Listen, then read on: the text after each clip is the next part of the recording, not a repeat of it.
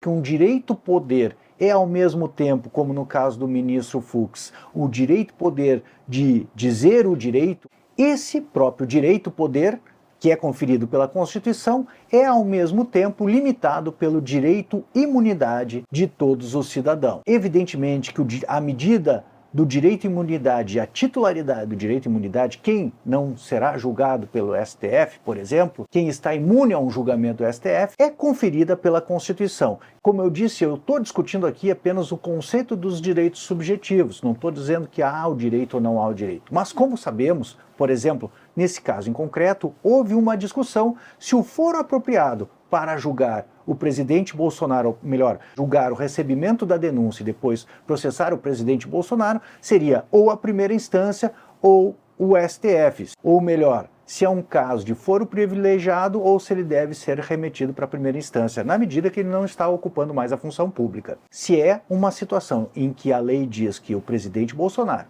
não possui foro privilegiado e deve ser julgado pela primeira instância, seria exatamente o caso de ter um direito e imunidade ao exercício da jurisdição pelos ministros do STF. Como eu disse no começo do vídeo,